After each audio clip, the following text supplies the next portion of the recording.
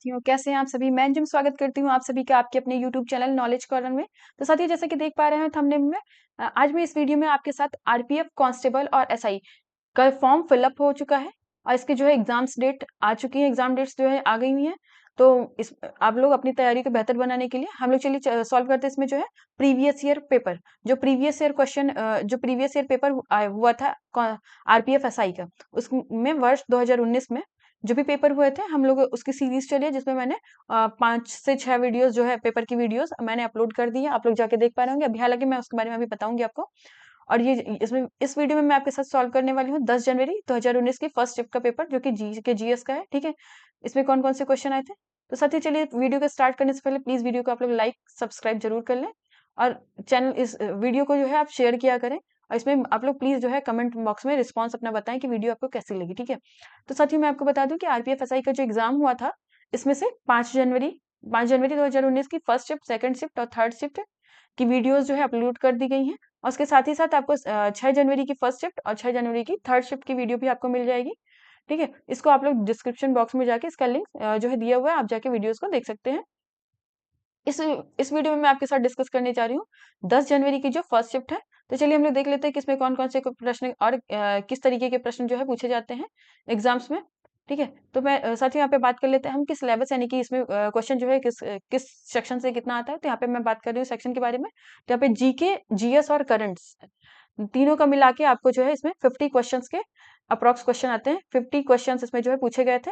और वहीं पे बात करें रीजनिंग की, तो रीजनिंग से 35 क्वेश्चन और मैथ से, तो मैथ के 35 क्वेश्चन पूछे गए थे। इसमें जो है टोटल 120 क्वेश्चन जो है पूछे गए थे। तो चलिए हम लोग देख लेते हैं, वीडियो को स्टार्ट करते हैं।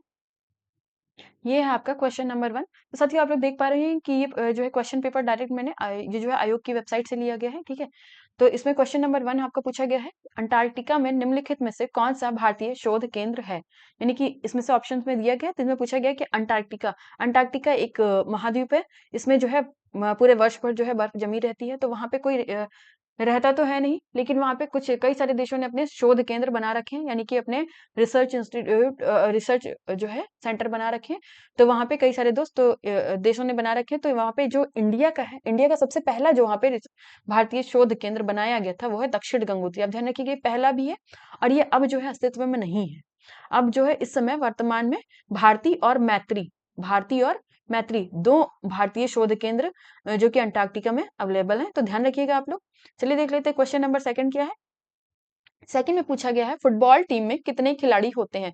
तो फुटबॉल टीम में सभी लोगों को पता होगा कि जो है 11 खिलाड़ी होते हैं। फुटबॉल टीम में कितने प्लेयर होते हैं? फुटबॉल टीम में टोटल जो है आपके 11 प्लेयर होते हैं। साथ ही यहाँ पे मैंने कुछ चीजें प्रोवाइड कराई है, तो आप इसको भी देख लें। फिर ये जो है एक टीम में बताया गया है कि एक टीम में कितने प्लेयर होते हैं। यहाँ पे क्रिकेट की बात करें तो 11 प्लेयर होते हैं, फुटबॉल में भी 11 प्लेयर होते हैं और हॉकी में भी 11 प्लेयर होते हैं। और साथ ही अभी हाँ कल और परसों में हॉकी, जो महिला हॉकी टीम की कैप्टन है, उन्होंने संन्यास ले लिया है। तो आप लोग कमेंट बॉक्स में उनका नाम जो है कमेंट करके बताएं। ठीक है, नेक्स्ट क्वेश्चन है आपका, सॉरी नेक्स्ट दिया है आपका बास्केटबॉल। बास्केटबॉल में जो है आपके 5 प्लेयर हैं। और यहाँ पे बेसबॉल की वही बात कर ले तो बेसबॉल में जो है 9 प्लेयर हो जाते हैं। पोलो में 4 प्लेयर है और वाटर पोलो की बात करें तो उसमें 7 प्लेयर हो जाते हैं। वहीं पे वॉलीबॉल में आपका 6 प्लेयर है और कबड्डी हैंडबॉल दोनों में 7 प्लेयर, यानी वाटर पोलो, कबड्डी और हैंडबॉल दोनों में जो है 7 प्लेयर हो जाते हैं। और बेसबॉल और खो खो की बात कर लें तो दोनों में जो है 9 प्लेयर हो जाते हैं। तो ध्यान रखिएगा आप सभी इसको। चलिए बढ़ते हैं नेक्स्ट प्रश्न की ओर। नेक्स्ट क्वेश्चन है हमारा क्वेश्चन नंबर 3। इसमें पूछा गया है, वंशधारा जल विवाद, वंशधारा जल विवाद अधिकरण में कौन से राज्य शामिल हैं। तो यहाँ पे पूछा गया वंशधारा एक वाटर डिस्प्यूट है, जिसमें कौन से 2 स्टेट जो है इंक्लूडेड है। तो उसमें कौन से हैं? एक तो ओडिशा और दूसरा आंध्र प्रदेश। ओडिशा और आंध्र प्रदेश ये 2 राज्य हैं। और साथ ही यहाँ पे देख लेते हैं कई सारे जल विवाद हैं। तो आप इंपॉर्टेंट जल विवाद जो भी है आप जाके उसको देख लीजिए कि कौन कौन से हैं जो कि इंपॉर्टेंट और एग्जाम में पूछे जा सकते हैं। और साथ ही वहीं पे अगर हम बात करें, यहाँ पे दूसरे जल विवाद जो है, जैसे कि यहाँ पे हो जाता है गुजरात और महाराष्ट्र के बीच में। तो यहाँ पे गुजरात, महाराष्ट्र और इसी में सम्मिलित है आपका, इसी में इंक्लूडेड है आपका मध्य प्रदेश और राजस्थान। तो क्या हो गया यहाँ पे महाराष्ट्र, गुजरात, मध्य प्रदेश और राजस्थान। इसमें जो है नर्मदा नदी, नर्मदा रिवर से रिलेटेड डिस्प्यूट है इन लोगों के बीच में। नर्मदा नदी को लेकर के जल को लेकर विवाद है। ठीक है, और वहीं पर बात करें गोवा में, सॉरी गोवा, महाराष्ट्र और कर्नाटक, गोवा, महाराष्ट्र और कर्नाटक, इन तीनों राज्यों का यानी तीनों स्टेट्स का मिला के इसमें जो वाटर डिस्प्यूट है वो है महादई, महादई नदी, महानदी नहीं है, महादई नदी है, महादई नदी, महादई रिवर को लेके है। और वहीं पे बात करें केरल और कर्नाटक की, अगर हम बात करें तो केरल और कर्नाटक में कावेरी रिवर को लेके कावेरी वाटर डिस्प्यूट जो है इनके कावेरी रिवर को लेके यानी कावेरी नदी से संबंधित जो है जल विवादित दोनों के राज्यों के मध्य। तो देख लेते हैं नेक्स्ट क्वेश्चन क्या है। नेक्स्ट क्वेश्चन हमारा क्वेश्चन नंबर 4, किसने अंडर 20 विश्व चैंपियनशिप के 400 मीटर की दौड़ में ऐतिहासिक रिकॉर्ड बनाया?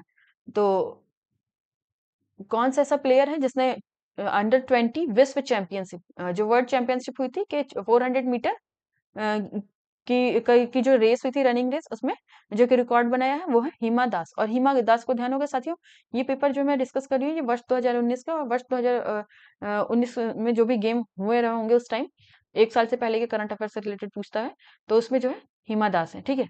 तो ध्यान रखिएगा, और हिमा दास को भी डी एक्सप्रेस भी बोलते हैं। नेक्स्ट है आपका, भारत में संविधान सभा का गठन कब किया गया? तो भारत में संविधान सभा का जो गठन किया गया वो 1946 में किया गया। कब किया गया? संविधान सभा का गठन वर्ष 1946 में किया गया। और वहीं पे अगर क्वेश्चन पूछ लेता है कि कैबिनेट मिशन, हाँ कैबिनेट मिशन जो है भारत कब आया? तो कैबिनेट मिशन जो है वर्ष 1946 1946 में ही कैबिनेट मिशन जो है इंडिया आया था, ठीक है। और वहीं पे एक 1946 से संबंधित एक और बातें ध्यान रखिएगा कि 1946 में 19 दिसंबर 1946 को जो है प्रस्तावना, ठीक है, प्रस्तावना को इंट्रोड्यूस किया गया था, यानी प्रस्तावना को लाया गया था जवाहरलाल नेहरू द्वारा जो है संविधान सभा में पेश किया गया था। कब? 19 दिसंबर 1946 में, ठीक है। और ये जो है इसको पारित कब हुआ? ये जो एक्सेप्ट कब किया गया? जो भी कॉन्स्टिट्यूशन टू एंड असेंबली है, तो उसको जो है एक्सेप्ट किया गया था 1947 के जनवरी में, जनवरी 1947 में, ठीक है। तो आप लोग इसे ध्यान रखिएगा। चलिए देख लेते हैं कि नेक्स्ट प्रश्न क्या है। नेक्स्ट क्वेश्चन है आपका, हरिहर और बुक्का, हरिहर और बुक्का ये दो लोग थे, ने किस प्रसिद्ध साम्राज्य की स्थापना की? तो ध्यान रखिएगा, हरिहर और बुक्का का पूछ ले तो विजयनगर की स्थापना की। कौन से साम्राज्य की? विजयनगर साम्राज्य की स्थापना की, ठीक है। और नेक्स्ट क्वेश्चन देख लेते हैं, कौन सा पदार्थ रासायनिक अभिक्रिया की दर को बदलता है और अभिक्रिया के दौरान रासायनिक रूप से अलग रहता है? एक तो ये रासायनिक अभिक्रिया जो भी केमिकल रिएक्शंस हो रहे हैं उनका जो रेट है उसे चेंज कर देता है, ठीक है। और लेकिन फिर भी ये जो है ये उस रासायनिक रूप से अलग ही रहता है, लेकिन उस टाइम ये जो है ये केमिकल के फॉर्म में जो है अलग ही रहता है, उन सब में ऐड नहीं होता, ठीक है। तो उसे कहते हैं उत्प्रेरक, ठीक है, उसे क्या कहते हैं? उत्प्रेरक कहते हैं। ध्यान रखिएगा। नेक्स्ट प्रश्न है आपका क्वेश्चन नंबर 13। क्वेश्चन नंबर 13 है, निम्नलिखित में से कौन पाल साम्राज्य का संस्थापक था? तो पाल साम्राज्य का संस्थापक कौन था? साथियों मैं बता दूं कि इससे पहले जो भी वीडियो मैंने अपलोड की है प्रीवियस क्वेश्चन के, उसमें भी आप लोग जाके देखेंगे तो ऐसे क्वेश्चन बहुत ज्यादा पूछे गए हैं कि कौन से राजा जो है किस साम्राज्य से संबंधित थे। जैसे कि अभी आपको हरिहर बुक्का आपने देख लिया, अभी एक और है कृष्णदेवराय, ये है नेक्स्ट क्वेश्चन, ये है आपका। और यहाँ पे वही बात किया गया पाल साम्राज्य, तो कहीं पे पूछ लिया गया मगध साम्राज्य से रिलेटेड, कहीं पे मौर्य से रिलेटेड, तो कहीं पे आपका मुगल से रिलेटेड, तो कहीं दिल्ली सल्तनत आदि से रिलेटेड। तो ठीक है, इसे आप ध्यान रख लीजिएगा और देख लीजिएगा, इसको नोट डाउन कर लीजिए। जैसे एक साइड आप डाल लीजिए द डायनेस्टी और जो भी है सल्तनत साम्राज्य जो है, और एक साइड जो है उसके उसके संस्थापक, ठीक है। तो ध्यान रखिएगा। नेक्स्ट क्वेश्चन है आपका, निम्न प्रसिद्ध शासकों में से कौन तुलुव राजवंश से संबंधित है? तो ये जो भी प्रशासक दिए हुए हैं इनमें से कौन जो है तुलुव राज से संबंधित है? तो ध्यान रखिएगा साथियों, यहाँ पे 4 राजवंश हुए थे, संगम, ठीक है, सालुव, तुलुव और अराविडु, ठीक है। ध्यान रखिएगा, संगम, सालुव, तुलुव, अराविडु।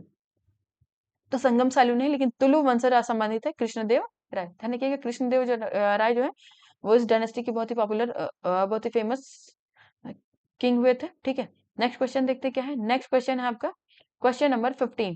क्वेश्चन नंबर 15 ये उसमें पूछा गया है, निम्नलिखित नदियों में से कौन सी नदी बर्ड फुट डेल्टा बनाती है? तो साथियों यहाँ पे अगर हम बात करते हैं बर्ड फुट डेल्टा, तो बर्ड फुट डेल्टा चलिए देख लेते क्या होता है।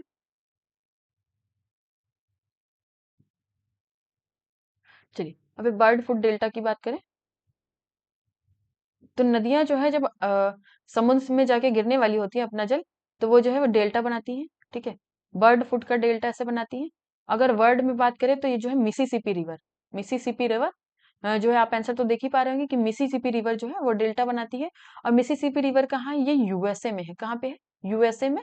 और ये यूएसए के मैक्सिको, मैक्सिको की खाड़ी है, ठीक है, बे ऑफ मैक्सिको है, उसमें जो है अपना जल गिराती है, और वहीं पे मैक्सिको में पास में ही जाके वहां पे जो है बर्ड फुट डेल्टा बनाती है। तो अगर आपको बर्ड फुट डेल्टा से संबंधित क्वेश्चन पूछा जाता है तो आप ध्यान रखिएगा कि वो मिसिसिपी पूछा जाएगा, ठीक है। और अगर वही इंडिया की बात कर लें कि इंडिया में कौन सी रिवर, इंडिया में एक रिवर ऐसा है, गंगा ब्रह्मपुत्र, गंगा और ब्रह्मपुत्र रिवर का डेल्टा, यानी गंगा ब्रह्मपुत्र का डेल्टा जो है उसे हम सुंदरवन का डेल्टा बोलते हैं। क्या बोलते हैं? सुंदरवन का डेल्टा, ठीक है। ध्यान रखिएगा वो विश्व में सबसे बड़ा डेल्टा है जो कि ये नदियां बनाती हैं। तो ध्यान रखिएगा। और अगर इंडिया में पूछ ले कि कौन सी नदी जो है बर्ड फूड का डेल्टा बनाती है, तो आप ध्यान रखिएगा कि गंगा ब्रह्मपुत्र का यानी कि नदी का ही डेल्टा है, ठीक है, तो ध्यान रखिएगा। बाकी और भी जो ये भी ध्यान रखिएगा कि इंडिया में कौन कौन सी रिवर जो है डेल्टा बनाती है, इससे भी संबंधित क्वेश्चन पूछे जाते हैं। तो इंडिया के ये पोर्शन हम देख लेते हैं। गंगा ब्रह्मपुत्र का ऊपर तो गंगा और ब्रह्मपुत्र नदियां आती हैं, ठीक है, तो ये तो यहाँ पे डेल्टा बनाती ही है, आपको ध्यान होगा। बाकी जो भी वेस्ट फ्लोइंग रिवर, यानी कि जो भी पश्चिमी की ओर या अरब सागर में जो भी नदियां अपना जल गिराती हैं, वो इनमें से कोई भी नदी जो है डेल्टा नहीं बनाती है। डेल्टा बनाती है जो कि बंगाल की खाड़ी में नदियां अपना जल गिराती हैं। तो आप देख लीजिए कि कौन कौन सी नदी इसमें डेल्टा बनाती है, ठीक है। नेक्स्ट क्वेश्चन देख लेते हैं क्या है। नेक्स्ट है क्वेश्चन नंबर 16।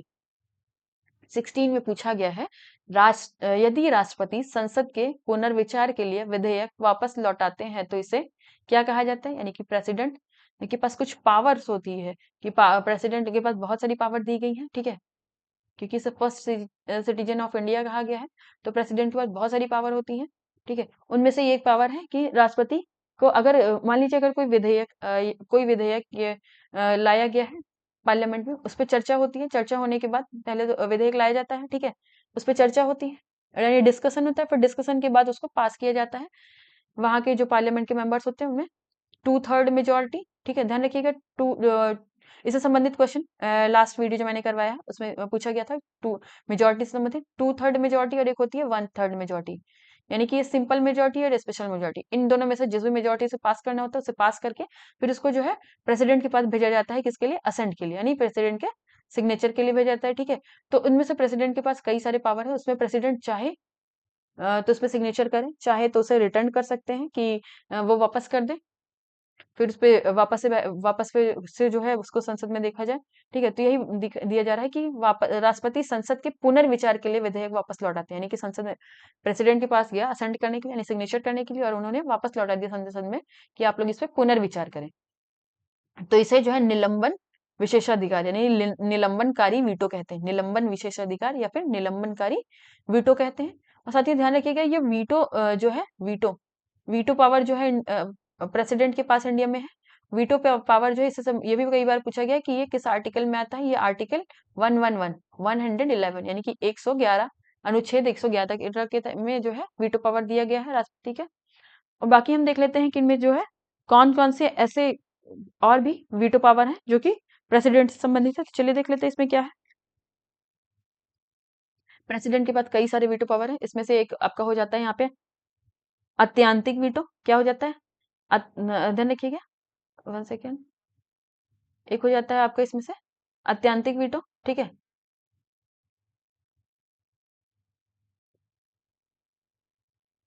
या फिर ध्यान रखिएगा, एक हो जाता है अत्यांतिक वीटो, दूसरा हो जाता है निलंबनकारी वीटो, ठीक है। ये है निलंबनकारी वीटो। अभी आप हम लोगों ने देखा कि क्या है, 4 प्रकार के वीटो की बात हम यहाँ पे कर रहे हैं। और एक है पॉकेट वीटो। पॉकेट वीटो में क्या होता है साथियों, मैं आपको बता दूं कि राष्ट्रपति के पास जो भी सिग्नेचर या असेंट करने के लिए विधेयक जाता है उसको क्या करते हैं, राष्ट्रपति जो है उसको अपने पास रख लेते हैं, और उसे रिटर्न के लिए भी वापस नहीं करते, उस पर असेंट भी नहीं करते, कुछ नहीं, उसे अपने पास रख लेते हैं, तो उसे बोलते हैं पॉकेट वीटो, ठीक है। नेक्स्ट है एक लास्ट आपका है चौथे नंबर पर राज्य विधायिका का राष्ट्रपति राज्य विधायिका पर राष्ट्रपति का वीटो, यानी जो स्टेट लेजिस्लेटिव है उससे संबंधित अगर कोई वीटो कुछ दिया जाता है कि प्रेसिडेंट के लिए, तो प्रेसिडेंट उसको जो है उस पर अपना असेंट दे या फिर जो भी ना दे, उसे बोला जाता है राज्य विधायिका पर प्रेसिडेंट का वीटो, ठीक है। तो ध्यान रखिएगा राष्ट्रपति से संबंधित ये चीजें, ठीक है। नेक्स्ट देख लेते हैं। और हाँ साथ ही यहाँ पे बता दूं कि राष्ट्रपति के पास एक और पावर होती है कि राष्ट्रपति अध्यादेश जारी कर सकता है, ऑर्डिनेंस, जिसको हम ऑर्डिनेंस बोलते हैं। और ऑर्डिनेंस जो है अध्यादेश जो है राष्ट्रपति के आर्टिकल अनुच्छेद 123 में दिया गया है राष्ट्रपति से संबंधित। हालांकि ऐसा क्वेश्चन कुछ एक पूछा गया है, इसमें भी देख लेते हैं क्या है। ठीक है, नेक्स्ट देख लेते हैं क्या है, क्वेश्चन नंबर 17। क्वेश्चन नंबर 17 में क्या पूछा है, यूराल पर्वत और यूराल नदी यूरोप को डैश से अलग करती है।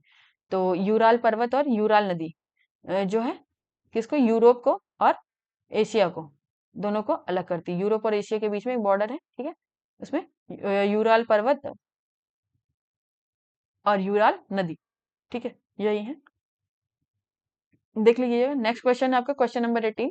इसमें पूछा गया है वह खाद्य श्रृंखला जिसमें पहला स्तर जिसमें पहले स्तर पर पौधों के साथ उत्पादक के रूप में शुरू होता है और अंतिम स्तर पर मांसाहारी उपभोक्ता के साथ समाप्त होता है।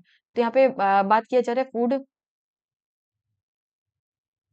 चेन की, ठीक है, फूड चेन जिसमें क्या होता है, फर्स्ट लेवल पे जो है आपका प्रोड्यूसर होता है, उत्पादक होता है यानी कि प्रोड्यूसर होता है, और लास्ट लेवल पे यानी कि थर्ड लेवल पे आपका क्या होता है, मांसाहारी, ठीक है, ध्यान रखिएगा।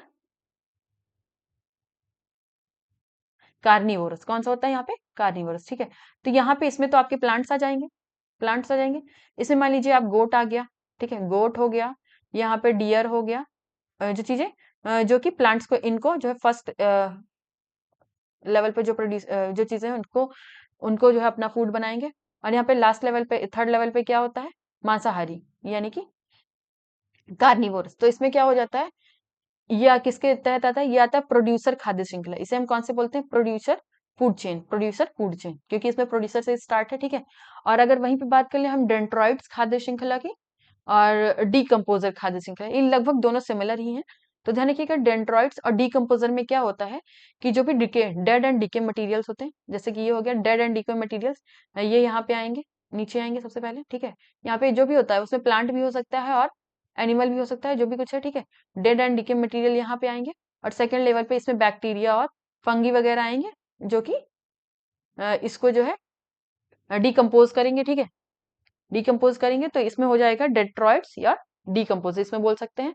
और आपका यहाँ पे है, सॉरी, इसमें जो आपको पूछा गया है कि कौन सा पौधे के उत्पादन के साथ स्टार्ट होता है, तो हो जाएगा आपका ग्रेजिंग, क्या हो जाएगा, ग्रेजिंग हो जाएगा। इसमें जो है ग्रेजिंग करने वाले जानवर जो घास को खाते हैं उन्हें हम ग्रेजिंग बोलते हैं, ठीक है। तो ग्रेजिंग करने वाले यहाँ पे हो जाएंगे। और वहीं पे बात करें प्रोड्यूसर खाद्य श्रृंखला, तो प्रोड्यूसर में जो है प्रोड्यूस करने वाला यानी कि जो प्रोड्यूस करने वाला जो कि एनिमल्स को प्रोडक्ट जो है प्रोवाइड कराता है, और ये खुद अपना भोजन खुद से ही बनाता है, अपना फूड जो है खुद से प्रोड्यूस करता है, तो उसको प्रोड्यूसर बोलेंगे, ठीक है। देख लीजिए नेक्स्ट है, नेक्स्ट क्वेश्चन क्या है, नेक्स्ट क्वेश्चन है आपका क्वेश्चन नंबर 19।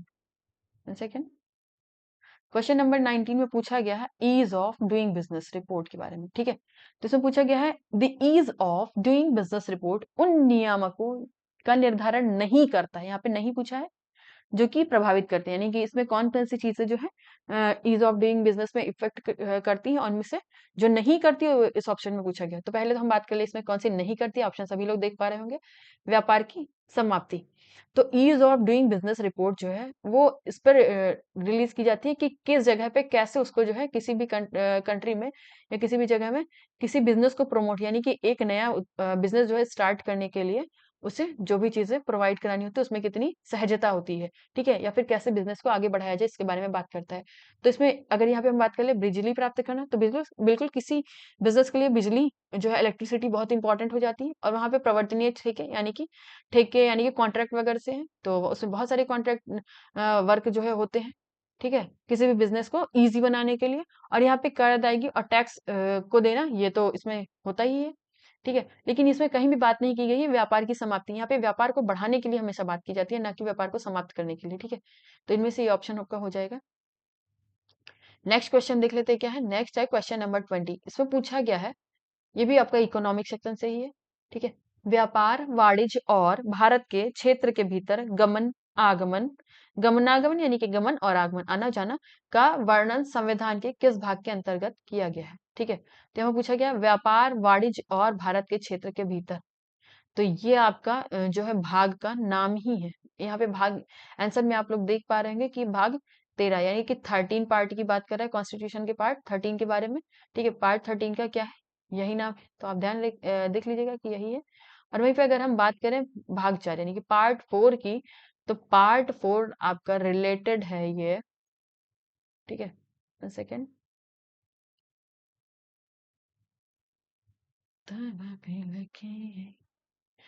पार्ट 4 जो है आपका रिलेटेड है डीपीएसपी यानी कि राज्य के नीति निर्देशक तत्व, और वहीं पे दूसरा हो जाता है आपका मौलिक कर्तव्य यानी कि फंडामेंटल ड्यूटीज, इससे रिलेटेड है पार्ट 4। और यहाँ पे बात कर लें पार्ट 14, पार्ट 14 किससे रिलेटेड है, तो आप बताएं। वही पहले हम देख लेते हैं पार्ट 11। पार्ट 11 जो यहाँ पर ये है सेंट्रल स्टेट रिलेशन, यानी यानी कि केंद्र राज्य संबंध से संबंधित है। किससे संबंधित है ये, केंद्र राज्य संबंध से संबंधित है, तो ध्यान रखिएगा। नेक्स्ट देख लेते हैं क्या है भाग 14। अगर हम पार्ट 14 की बात करें तो इसमें UPSC, SPSC, sorry state PCS जो भी कुछ आ जाता है, तो ध्यान रखिएगा इसमें ये है संघ और राज्य के अधीन सेवाएं, यानी संघ और राज्य के अधीन सेवाएं इसमें है, क्या है, संघ और राज्य के अधीन सेवाएं हैं, ठीक है, तो ध्यान रखिएगा।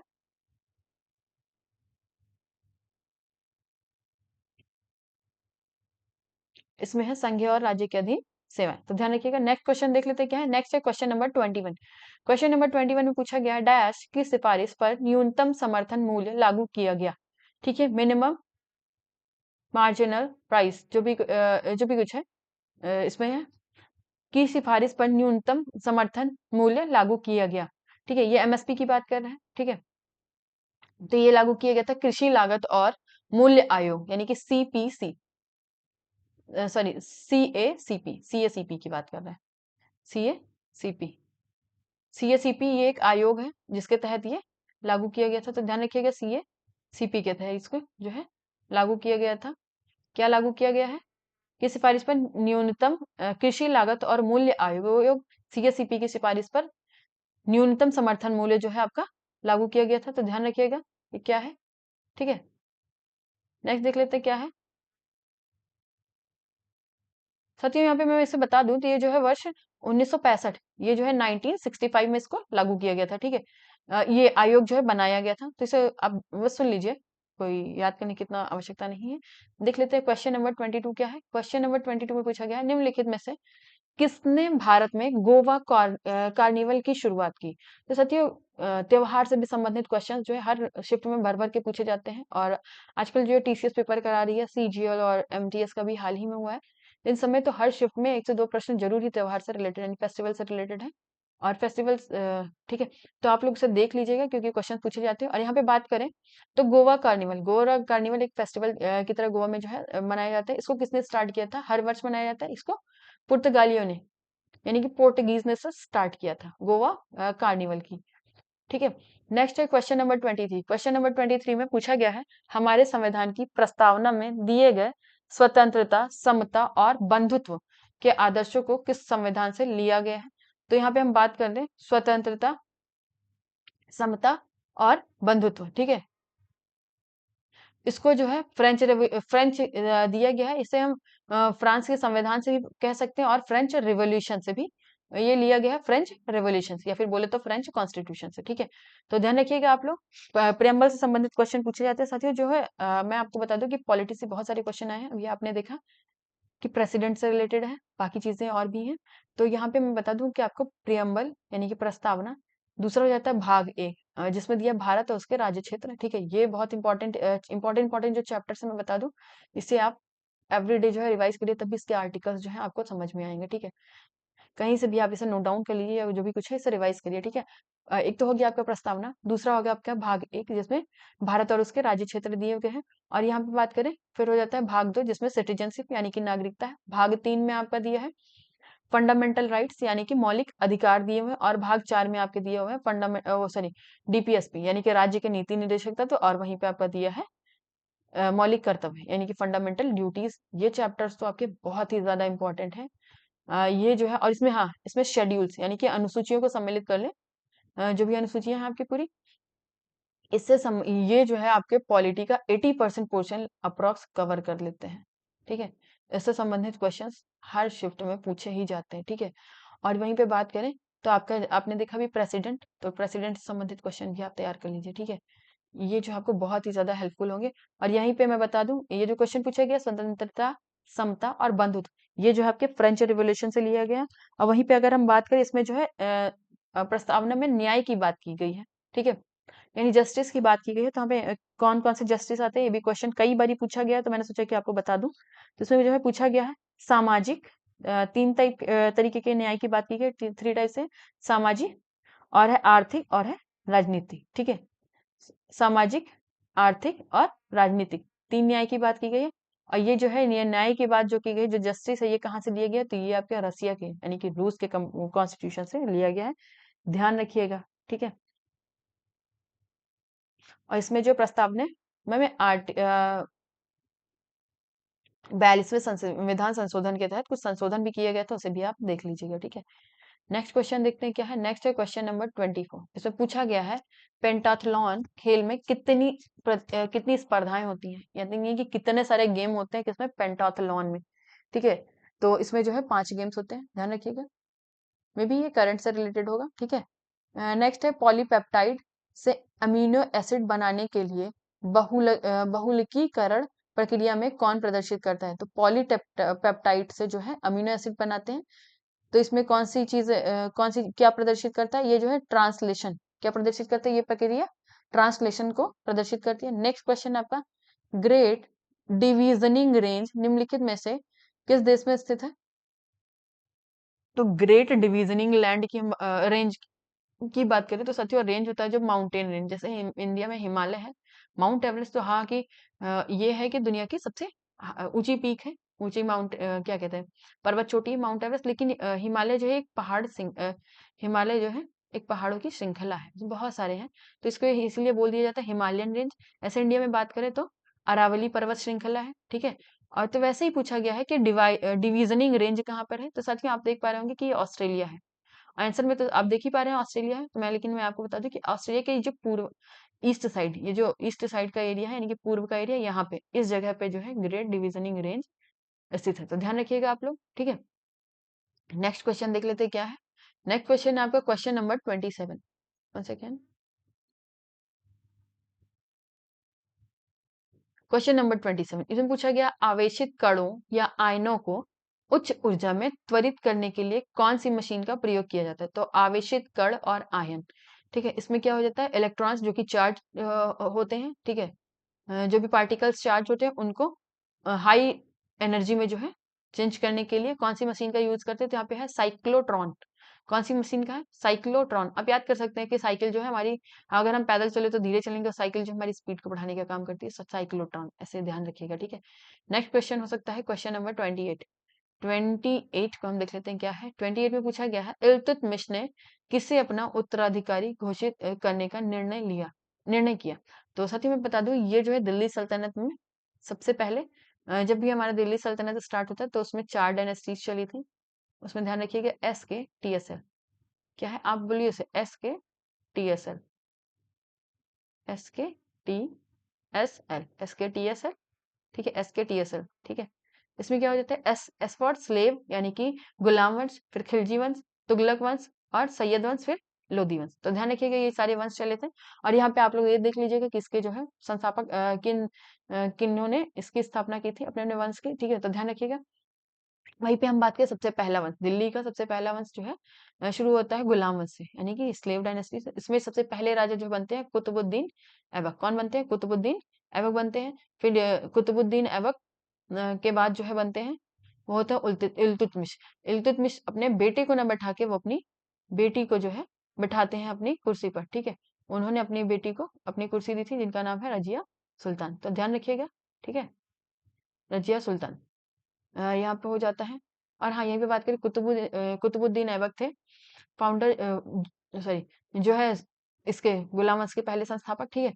तो ध्यान रखिएगा कि कुतुबुद्दीन ऐबक ने कुतुब मीनार बनाने का स्टार्ट किया था, बनवाना स्टार्ट किया था, लेकिन उन्होंने पूरा नहीं करवा पाए, तो इल्तुतमिश ने जो है उसका निर्माण कार्य को पूरा कराया था, ध्यान रखिएगा। नेक्स्ट क्वेश्चन देख लेते हैं क्या है। नेक्स्ट है भारत में कानून बनाने वाला सर्वोच्च संस्थान कौन सा है।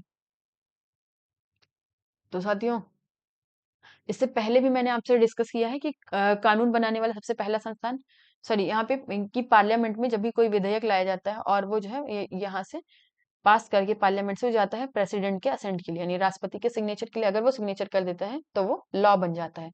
तो वही यहाँ पे पूछा गया, बनाने वाला सबसे सर्वोच्च संस्थान यानी कि सबसे ऊंचा संस्थान कौन सा है, तो संसद है। पहले संसद में ही जाता है, वहीं से मेजोरिटी, वहीं से जो है पास होके तब जाता है असेंट के लिए, ठीक है।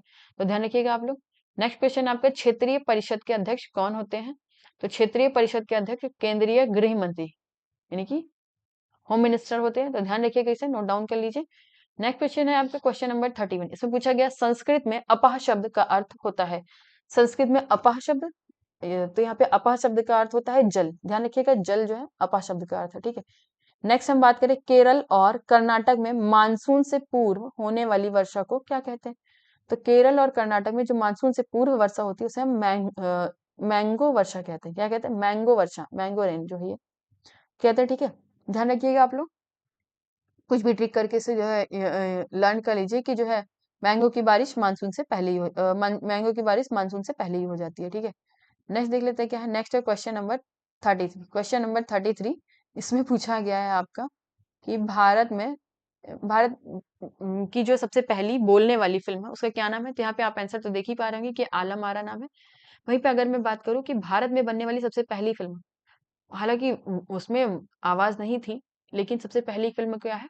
तो भारत में जो सबसे पहली फिल्म बनाई गई थी उसका जो है निर्देशक, यानी कि उसमें जो निर्देशक का काम किया था वो काम किया था दादा साहब फाल्के ने। किन्होंने किया था? दादा साहब फाल्के ने। इसी उन्हीं के नाम पे, यानी कि दादा साहब फाल्के के नाम पर ही आजकल जो है दादा साहब फाल्के अवार्ड दिए जा रहे हैं पिछले कई वर्षों से, ठीक है।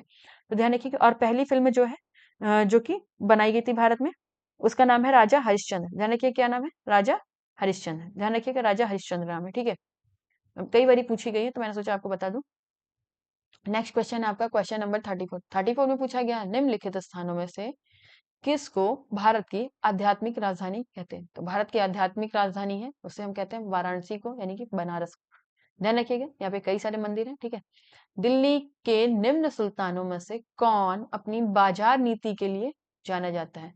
तो यहाँ पे आ जाते हैं अलाउद्दीन खिलजी।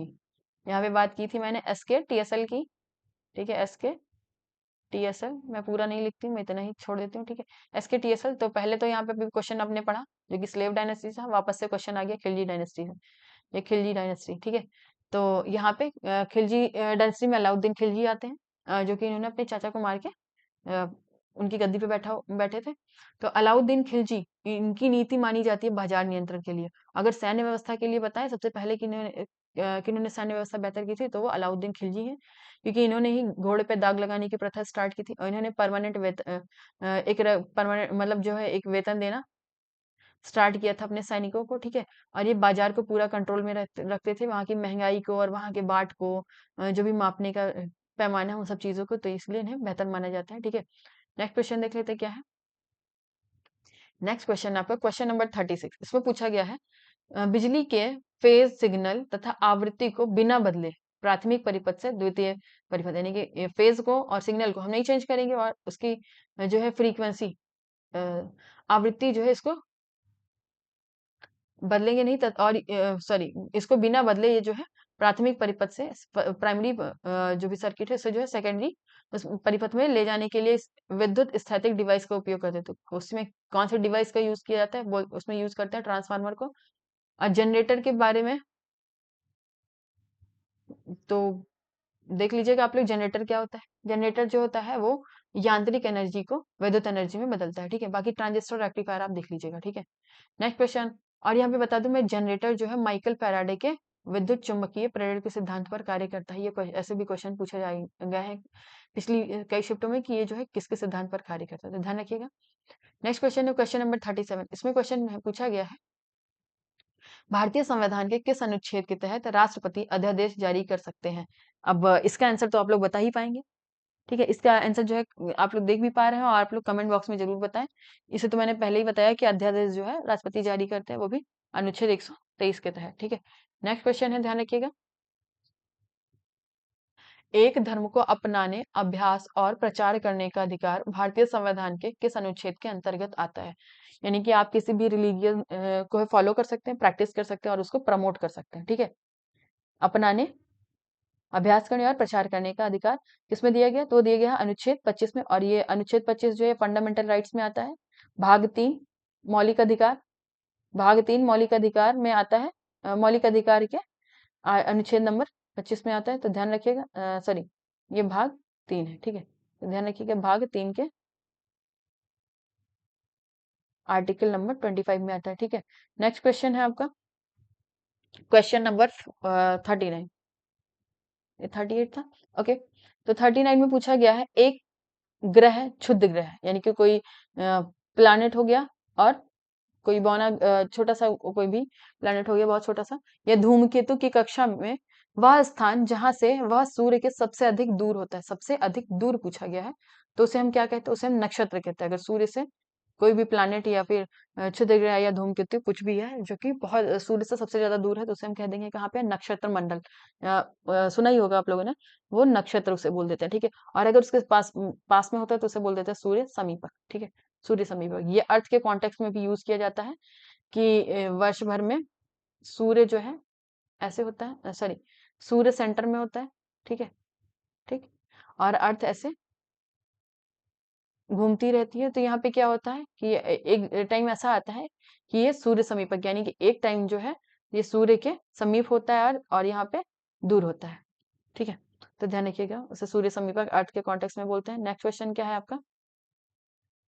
इसे जो है एपीहीलियन और पेरीहीलियन करके भी बोलते हैं। तो ध्यान रखिएगा क्वेश्चन नंबर 40 है, पहली एशियाई कबड्डी चैंपियनशिप किस वर्ष आयोजित की गई? तो पहली एशियाई कबड्डी चैंपियनशिप कब आयोजित आयोजित की गई थी? आयोजित की गई 1980 में, ध्यान रखिएगा 1980 में, ठीक है। भारतीय योजना के पहले ब्लूप्रिंट का प्रस्ताव देने का श्रेय दिया जाता है। तो भारतीय योजना, जो भारतीय योजना बनाई गई थी उसका पहले ब्लू प्रिंट देने का प्रस्ताव किन्होंने दिया था? एम विश्वेश्वरैया। किन्होंने दिया था? एम विश्वेश्वरैया ने दिया था, तो ध्यान रखिएगा। नेक्स्ट क्वेश्चन है आपका, किस नदी पर राष्ट्रीय जलमार्ग संख्या 2 स्थापित की गई? यानी कि राष्ट्रीय जलमार्ग, इसको नंबर दिया गया है कि ये 2 नंबर का है, ये 1 नंबर का है, ऐसे करके, ठीक है। तो ध्यान रखिएगा कि ये किस नदी पर बना हुआ है। ये जलमार्ग जो है ये 2, ये ब्रह्मपुत्र नदी पर बना है। और अगर वहीं पे जलमार्ग 1 की बात करें तो वो गंगा नदी पर बना है, ठीक है। तो ध्यान रखिएगा, बाकी के 4-5 जलमार्ग है, आप उसे देख लीजिए जाके कि कौन कौन से हैं। Next question number 43। Question number 43 पूछा गया है, वर्ष 2022 के शीतकालीन ओलंपिक की मेजबानी के लिए किस शहर को चुना गया? अब 2022 को ओलंपिक हो गया, और ये क्वेश्चन पूछा गया था 2019 में, और 2018 का भी ओलंपिक्स हो गया, ठीक है। तो अभी तो हमारे वहाँ जो ओलंपिक्स हुआ है, इसमें वैसे देख लेते हैं 2022 में कहाँ पे हुआ था? बीजिंग में। अभी जो हुआ है हम उसके बारे में देखते हैं। तो वर्ष 2024 में कहाँ पर हुआ है? वर्ष 2024 में फ्रांस के पेरिस शहर में हुआ है। क्या हुआ है? फ्रांस के पेरिस शहर में, ठीक है। तो ये ध्यान रखिएगा 2024 का फ्रांस के पेरिस शहर में। और ये जो है कौन सा था? तो ये ग्रीष्मकालीन ओलंपिक था। कौन था? समर ओलंपिक था। और यहीं पे बात करें तो विंटर ओलंपिक यानी कि 2026 में होना है। तो विंटर ओलंपिक कहाँ होने जा रहा है 2026 में? 2026 में जो विंटर ओलंपिक्स होने जा रही है, होने जा रहा है इटली के एक शहर में, जिसका नाम बहुत ही उटपटांग सा है कि इसको लेना भी थोड़ा मुश्किल ही हो जाता है, ठीक है। लेकिन चलिए बताते हैं क्या है। मिलान कॉर्टिना डेम्पेजो डीएम्पेजो, मिलान कार्टिना डीएम्पेजो, जो कहाँ पे है? इटली में। तो ध्यान रखिएगा कि इटली में होने जा रहा है, इटली के मिलान शहर में। मिलान याद कर लीजिए, ठीक है। इटली में होने जा रहा है, ठीक है।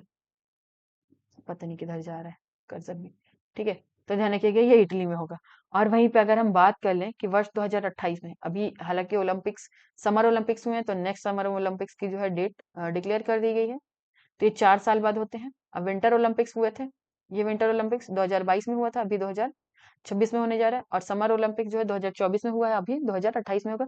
तो 2028 वाला आपका होगा यूएसए में, यानी कि अमेरिका के एक शहर में। तो किस शहर में होगा? आप ये कमेंट बॉक्स में कमेंट करके बताएं, ठीक है। चलिए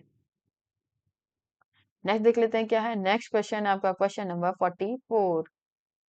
क्वेश्चन नंबर 44 में पूछा गया है, निम्नलिखित नदियों में से कौन सी पूर्वगामी नदी है? साथी इस क्वेश्चन को मैंने पहले भी देखा और मुझे लगा कि इसमें कुछ तो गलत है, ठीक है। यहाँ पे होगा निम्नलिखित नदियों में से कौन सी पूर्वगामी नदी नहीं है, ठीक है।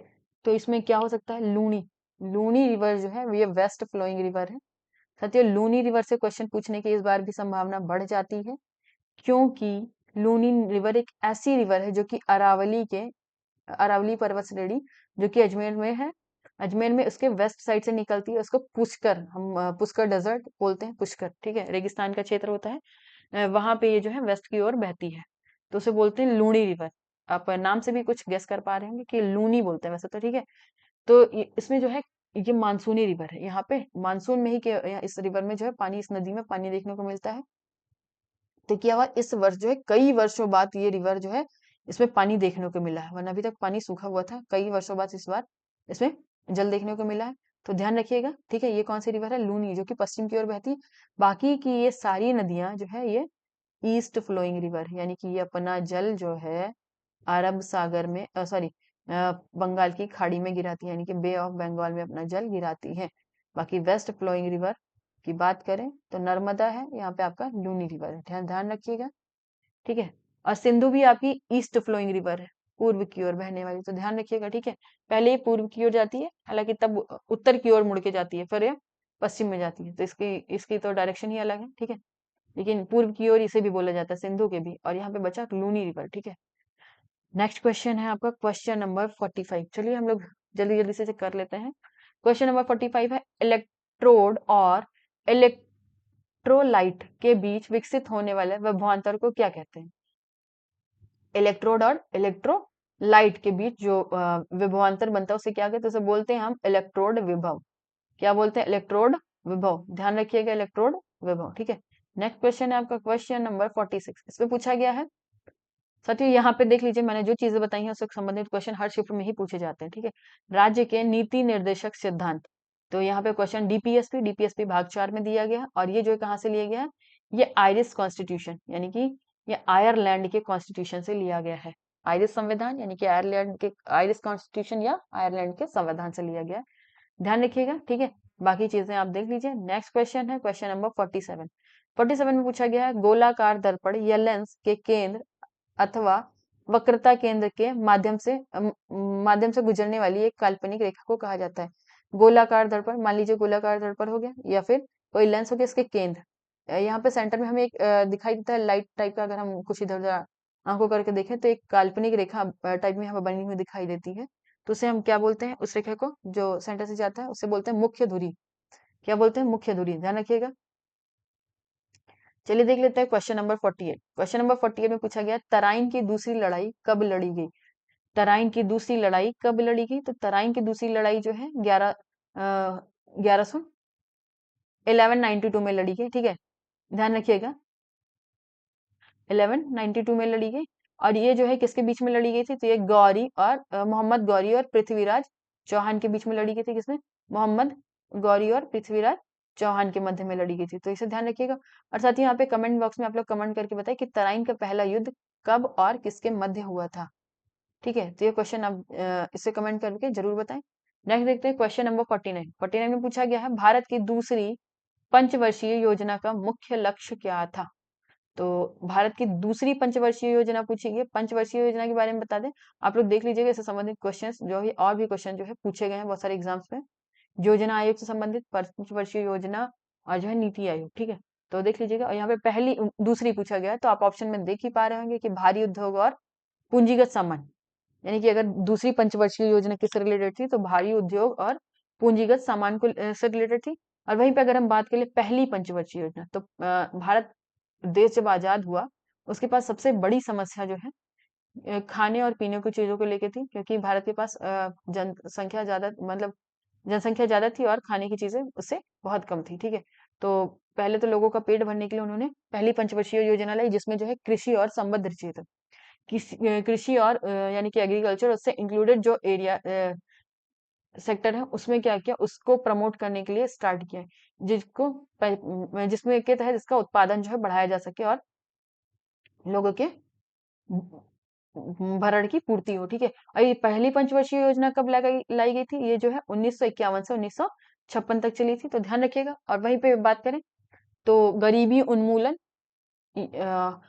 उन्मूलन के साथ साथ रोजगार को बढ़ावा देना और न्याय देना जो है, इसको पांचवी पंचवर्षीय योजना में शामिल किया गया था, ठीक है। और यहीं पे बात करें छठवीं पंचवर्षीय योजना यानी 6th 5 ईयर प्लान में क्या रखा गया था? आर्थिक उदारीकरण, ठीक है, आर्थिक उदारीकरण को रखा गया था। तो ध्यान रखिएगा ये सब। नेक्स्ट क्वेश्चन है आपका क्वेश्चन नंबर 50, नेक्स्ट और लास्ट क्वेश्चन इस शिफ्ट का, ठीक है। इसमें पूछा गया एंजियोस्पर्म में अपने बीज में एक से अधिक भ्रूण पैदा करने की घटना को क्या कहा जाता है। तो एंजियोस्पर्म जो प्लांट होते हैं उनमें अपने बीज में एक से अधिक भ्रूण पैदा करने की घटना को क्या कहते हैं, पेलियम ब्रयोनी। इसे क्या बोलते हैं, पेलियम ब्रयोनी। तो ध्यान रखिएगा पेलियम ब्रयोनी, नोट डाउन कर लीजिए। तो साथियों आपको ये वीडियो कैसी लगी, अगर अच्छी लगी तो आप लोग प्लीज कमेंट बॉक्स में कमेंट करके बताएं और वीडियो को लाइक एंड शेयर जरूर करें।